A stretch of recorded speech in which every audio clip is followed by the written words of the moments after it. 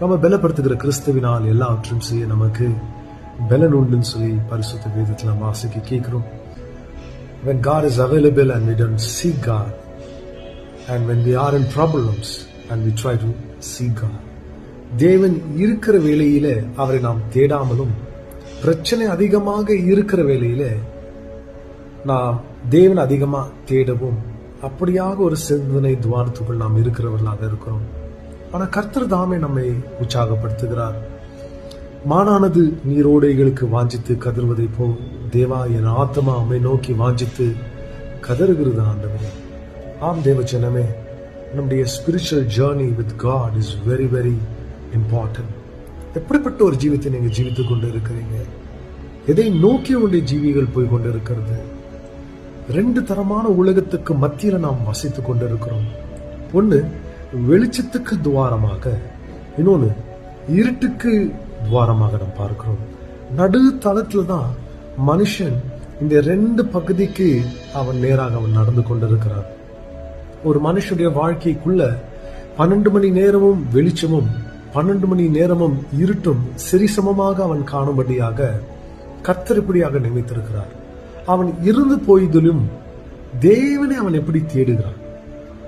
What way does he seek God? ஆண்டவரை தேடுவதற்கு ஆண்டவர் நமக்கு தந்திருக்கிற ஒரு நல்ல தருணம் நாம் மிஸ் பண்ணக்கூடாதுங்க. கர்த்தருடைய வசனம் சொல்லுகிறதே போல, அவர் ஒளியில இருப்பதை போல் நாமும் ஒளியிலே நடந்தால் ஒருவருக்கு ஒருவர் ஐக்கியப்பட்டு இருப்போம். தம்முடைய குமாரனாகிய இயேசு கிறிஸ்துடைய ரத்தம் சகல பாவத்தை நம்ம நீக்கி சுத்திகரிக்க ஏதுவாக இருக்கிறது. நமக்குள்ளே பாவம் இல்லை என்போம் ஆகிய நம்மை நாம் வஞ்சிக்குரலாக இருப்போம். அவருடைய சத்தியம் நமக்குள் இராது. சோ கர்த்தர் அவர் ஒளியிலே வாசம் செய்கிறார் சொல்லி வேதத்தில் வாசிக்க கேட்கிறோம். இந்த நாட்களிலே நாம் ஜெபத்திலும் வேத வசனத்திலும் நாம் தேவனுடைய சமூகத்துல தரித்திருக்கும்படியாக சங்கீதக்காரன் 91ஆம் சங்கீதத்தில் நமக்கு மறுபடியாக ஞாபகம் ஊட்டுகிறதை போல, அவன் என்னிடத்தில் வாஞ்சியாக இருப்பதினால் நான் அவனை விடுவிப்பேன். அவனின் நாமத்தை அறிந்திருக்கிறபடினால் நான் அவனை உயர்ந்த அடைக்கலத்தில் கொண்டு போய் வைப்பேன். ஆம் தேவச்சனமே, இந்த நாட்கள கர்த்தரை தேடும்படியாக ஒரு இருதய துவாரம் உள்ளவர்களாக நீங்க மாறும்படியாக கேட்டுக்கொள்கிறேன். Seek God, not only when we have problems, always.